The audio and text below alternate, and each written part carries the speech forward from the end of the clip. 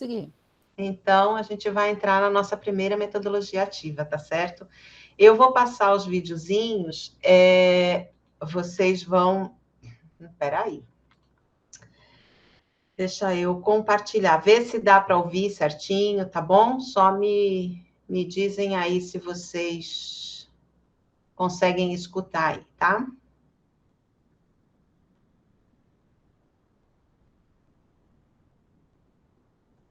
O storytelling... Entrou o som? Entrou. Sim. Entrou. Deixa em tela cheia, completa. né? Tá, eu vou colocar para rodar e daí eu vou fechar meu microfone. Peraí, deixa eu fechar meu microfone já.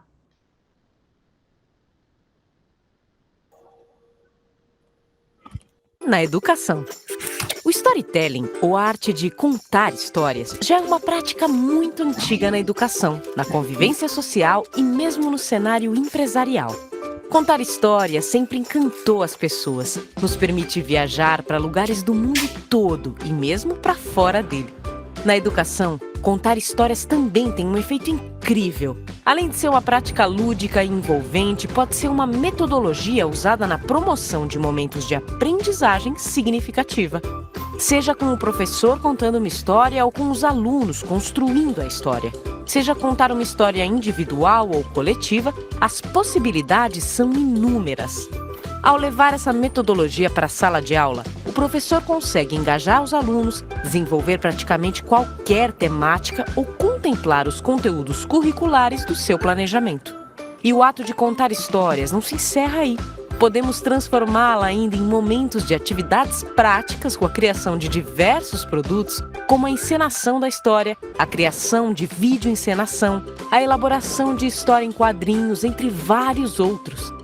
O importante para fazer dar certo é adequar as histórias à faixa etária dos seus alunos, colocar efeitos de dramatização, uma trilha sonora para acompanhar e um ambiente agradável em que todos possam ouvir e enxergar o narrador. Pode-se ainda contar a história sozinho ou deixar os alunos criarem, continuarem, fazerem parte da história. O fator mais importante é muito simples: a criatividade.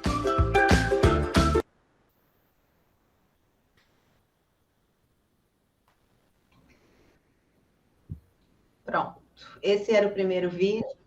E, opa, deixa eu fechar ali. E...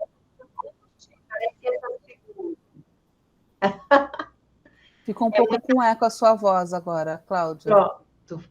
Melhorou? Tá. Então, foi mais assim...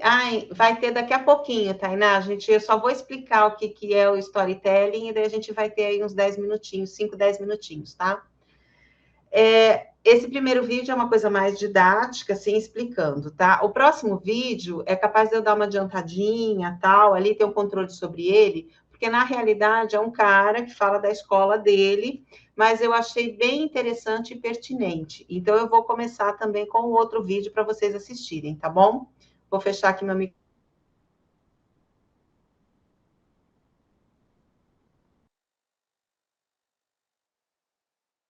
Eu estou muito animado de fazer esse vídeo, porque a gente vai falar um pouquinho sobre storytelling.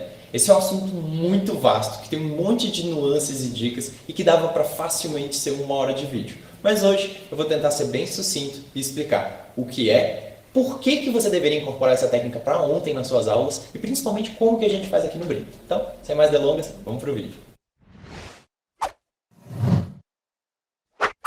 Bom, galera, se vocês caíram aqui de paraquedas, saibam que storytelling é justamente a arte de contar histórias. Então, quais são aquelas técnicas que você pode usar para captar a atenção da sua plateia e usar isso para melhorar o foco, manter a atenção dos alunos, né? E trabalhar uma série de coisas que a gente vai falar aqui.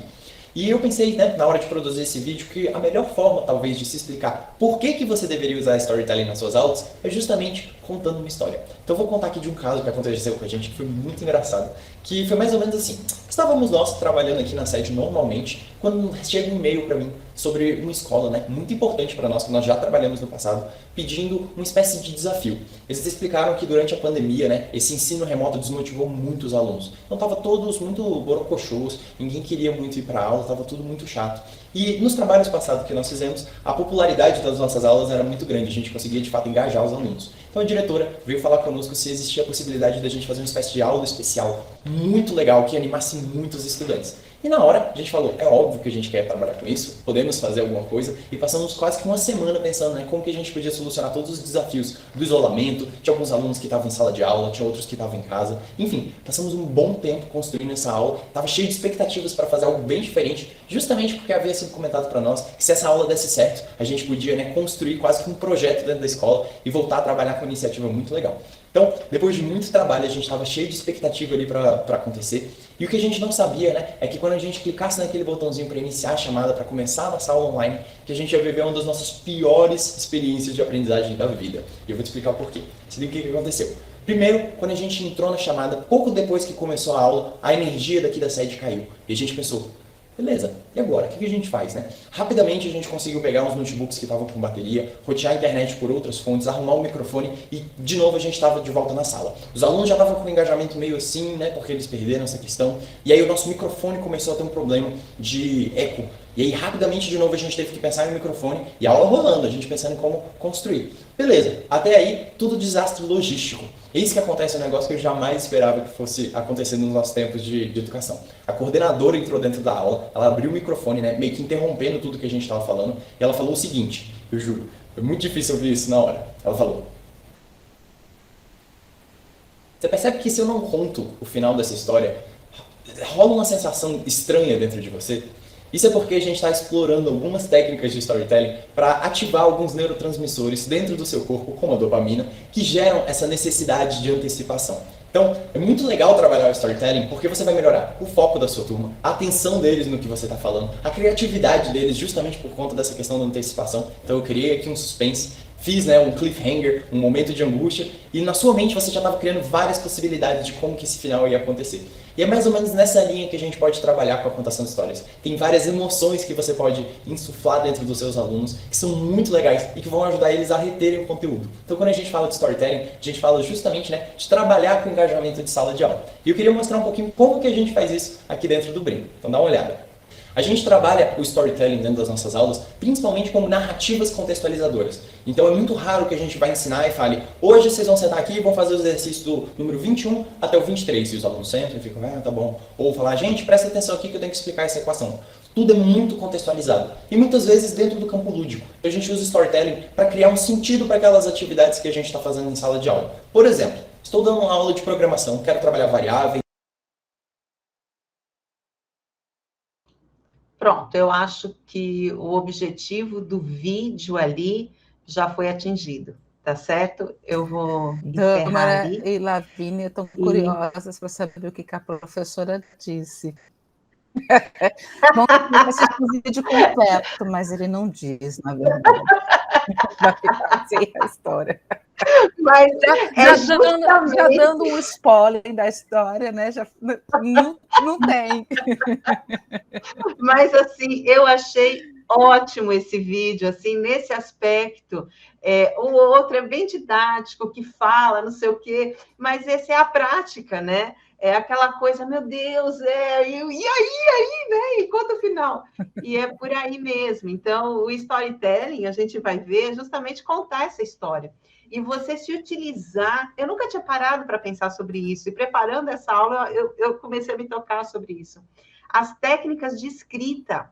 Então, as técnicas que os roteiristas de Hollywood, dos filmes, se utilizam para contar as histórias. Por que tem filmes que te prendem do início ao fim, tem uns que você já começa a assistir e já dorme, né?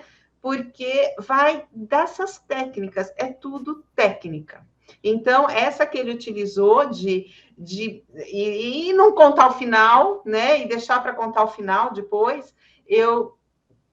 Também, assim, muito quem usava, tinha muitos comediantes de stand-up se utilizam disso. Então, começa um assunto, fala assim, não, peraí, tem outra coisa que eu queria falar, depois eu continuo. Conta uma outra coisa e depois volta, entendeu? A Tainá... Ai, gente, vocês estão cheios de comentários aqui, tão legal. Tá massa. A Tainá falou que usou muito em marketing, né? Que achava super interessante. E é exatamente o mesmo storytelling. Então, assim, as coisas, elas sempre existiram no final da história. Eu costumo brincar assim, né, que agora a professora Mariana, eu acho que saiu da sala, então eu posso falar. E nem o professor Mário está, né? Que nada se cria, né? Essa coisa de inovação, não. A gente realmente inova, mas não cria. As coisas já existem, né? A gente usa, adapta, a gente usa, encontra novas funcionalidades para aquilo, né? E é isso que eu acho interessante. A Mariana está aí. Eu tô aqui, viu?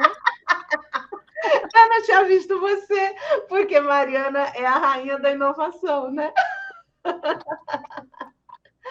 Bom, é isso.